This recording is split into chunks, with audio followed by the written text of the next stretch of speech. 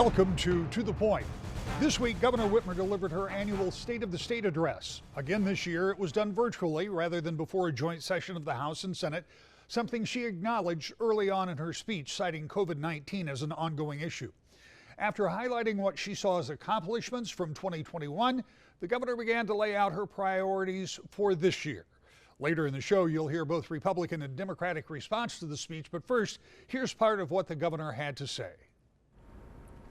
Clearly, this year's speech is different. Due to COVID, we're not at the Capitol. Right now, healthcare professionals are working hard to keep us safe as Omicron surges. While 2021 wasn't as miraculous as any of us wanted, we have made progress. We're stronger, in large part thanks to science and life-saving vaccines. We've come a long way, and I'm encouraged about the path ahead. Tonight, I'm putting forward proposals that will build on the work that we've done together and grow our economy by cutting taxes and lowering costs. First, taxes. I believe that whenever possible, we should make taxes more fair for our seniors and working families. Michiganders should be able to keep more of what they've earned. In December, I signed a bipartisan bill cutting the personal property taxes for small business owners. And last November, we repealed the tampon tax, the sales tax on menstrual products, saving women hundreds of dollars in taxes. When it comes to delivering for women, I will keep finding ways to lower their costs. And I'll veto any legislation that would take away their right to choose. My proposals tonight will cut taxes for seniors and working families. For our seniors, let's work together to repeal the retirement tax. I first called to repeal this tax back in 2019. It's time to get it done. If we phase it out over the next few years, we can save 500,000 households in Michigan an average of $1,000 a year. That's money for prescriptions, rent, car payments, or gifts for grandkids. Repealing the retirement tax will help real people. Now let's talk about cutting taxes for people working full-time, but who still can't get ahead. It's time to increase the Michigan Earned Income Tax Credit. The EITC is a bipartisan tax break for families offered at the federal and state level. It's part of the refund you get when you file your taxes. In 2010, Michiganders received almost $3,000 tax refund from the combined EITC. But a year later, taxes on working families went up to pay for a big tax giveaway for big corporations that they didn't need.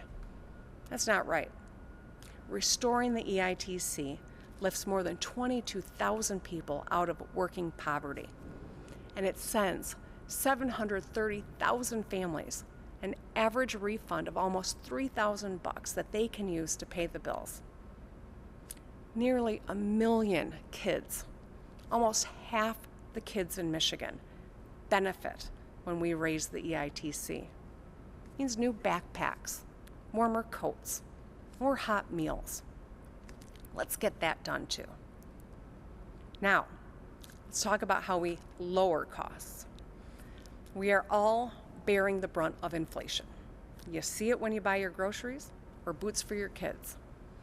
We have made meaningful progress to lower costs, and we should build on that work now. In 2019, I signed bipartisan auto insurance reform, saving drivers hundreds of dollars a year. Thanks to our reform, insurance companies are sending every driver a $400 refund check per vehicle by May 9th of this year. And our Secretary of State, Jocelyn Benson, is saving Michiganders time and money because we can renew our licenses and plates online or stop in the office for an average of only 20 minutes. We also lowered the cost of higher education, thanks to Michigan Reconnect and Futures for Frontliners. And we are delivering home heating help on energy bills, so over 175,000 families can stay warm and safe through the winter. We've done a lot of good work to lower costs, but I know families are feeling squeezed. We must do more. Rolling back the retirement tax and raising the EITC will keep more money in people's pockets, and we can ensure less comes out. Tonight, I have two proposals to lower costs on insulin and cars, and one to expand access to mental health. First, insulin. Hundreds of thousands of Michiganders need insulin to survive, and the average cost of a single vial is almost $100. Most people who use it need 2 or 3 vials a month, which is up to $3,600 a year. Too many Michiganders are forced to forego insulin or to ration it, putting their lives at risk. For years, drug companies have been jacking up insulin prices. The average price tripled from 2009 to 2019. They reap billions on life-saving medicine because without serious competition, they name their own price. That is unconscionable. Yesterday, Attorney General Dana Nessel took action. She launched an investigation under the Michigan Consumer Protection Act into one of the 3 largest drug companies that makes nearly all the insulin in the U.S. Meanwhile, in the Michigan legislature, there have been bipartisan bills introduced to cap the cost of insulin at $50 a month. We all agree, insulin costs too much, and I know we can work together to hold drug companies accountable, to lower costs, and to save lives. Let's get that done too.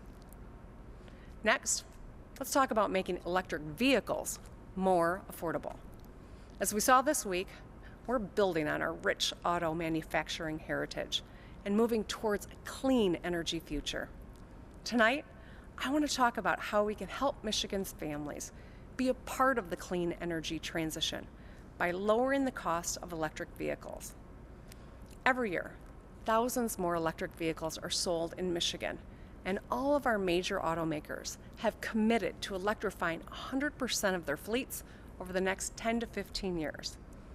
Electric vehicles cost half as much to fuel and maintain as gas-powered cars. Switching to electric will save families thousands of dollars a year. And that's why I'm proposing a combined $2,500 electric vehicle rebate for families. $2,000 for the car and $500 for in-home charging equipment. This will build on the $7,500 federal electric vehicle credit. If we can get this done, we can lower the cost of electric vehicles by nearly $10,000. We can make it easier for Michiganders to go electric. And finally, let's talk about mental health. Mental health is just as important as physical health. And I want every person in Michigan to have access to the health care they deserve. We should invest in our mental health workforce so we can expand access. Nearly 40% of Michiganders do not get treatment for their mental illness. We will address this shortfall by expanding Michigan's loan repayment program for mental health professionals. And we'll make a historic investment to retain and recruit hundreds more mental health workers. I will propose another bold investment in mental health in next year's school aid budget, building on the work we did last year to help schools hire more than 560 nurses, counselors, and social workers. Together, we can grow our mental health workforce and expand access to mental health care. The governor also talked about the investment the state and General Motors announced this week that can potentially bring thousands of new automotive jobs to the state and help Michigan's position in the manufacturing of new electric vehicles. When we come back, there is some optimism, even on the part of Republicans, when it comes to the governor's plan for 2022. But a major election means that the timeline for getting things done could be shorter than normal. We'll talk about that next. To the Point. Welcome back to the Point. Each year, the governor presents a State of the State speech that looks back on the previous 12 months and ahead to what they would like to accomplish in the coming year. Depending on the circumstances, sometimes the speeches are full of optimism or ultimately can be about a hope for a better day. Given the relative state of the pandemic in Michigan, there are certainly still many issues to deal with. But with state coffers overflowing with federal money for COVID relief and infrastructure, combined with much higher than expected state revenues, the monetary position of the state is much better than many predicted. I talked about that with Democratic leader Donna Lasinski immediately following the governor's speech as she gave her reaction. I was very excited to listen to the governor's speech with my husband and family, and to really get excited about our look to the future. We have a historic opportunity to make investments in economic growth and development, good paying jobs, building the economy of the future here in Michigan, making sure that those electric vehicles are built right here, with the GM announcement being just the beginning. Excited about the potential for our kids with schools, staying in person, focusing on in-person learning, and continuing to invest in the future. When you think about what's going to happen this year, and I don't need to tell you what impact elections have on getting legislation done, but this is a big one. Everybody in the state house, everybody in the Senate who can run again will be running in new districts. Governor's running, Secretary of State, etc. How much time do you have to try to work on the priorities, both the Republican priorities and Democratic priorities that the governor talked about tonight, and get a budget put together before the election starts to kind of consume Lansing? You know, Rick, that's a really good question. Constitutionally, we have to have the budget done by October before the election. Statute by law, we're supposed to have it done by July. We're going to get it done. What's really exciting about redistricting, that while it didn't get to a level playing field, true partisan fairness, it's become more level. And that means it gives all of us the opportunity, as I have had for years in a district that's half Republican and half Democratic, to really work for the good of Michiganders. And that's what we saw tonight. We saw the governor lay out an agenda that is good for everyone in our state. That's good for businesses, good for families, good for school children, good for working people. And with these new lines and redistricting and everyone running for election, everyone better be focused on every Michigander, because they've got a level playing field now for us to compete on our ideas. That brings me to the point of tax cuts. Those are generally seen as being pretty favorable to a large swath of voters.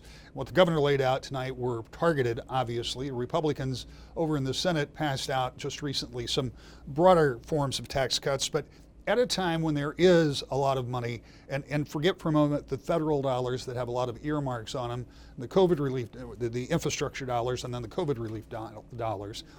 But the revenue estimates for the state are better than I think most people would have expected, and have been over the past few cycles. Is tax relief going to be on the radar? You know, what we've been doing well, and we've been doing right. We've supported small businesses throughout this pandemic through support, direct assistance, and a tax cut that was done last fall.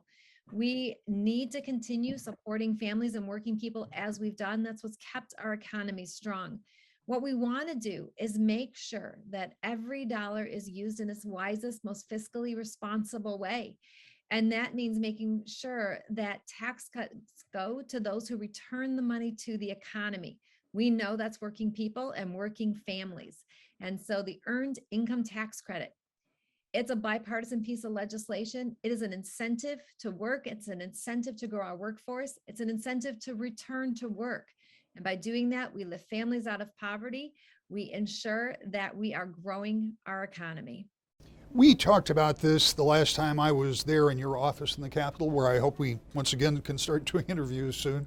But we talked about and I don't want to call it a burden, but the seriousness of spending some of this one-time money, because this, as the governor and many people have said, this is generational spending that can be used for a lot of things, because there's a lot of money out there, but it's not recurring money. And then it seems to me that this budget year, that's going to be a big challenge to make sure that whatever you're spending those things on, whether it's in supplementals or actually in the budget, that it's not an ongoing project cost. In other words, you've got to do it once and you got to do it right?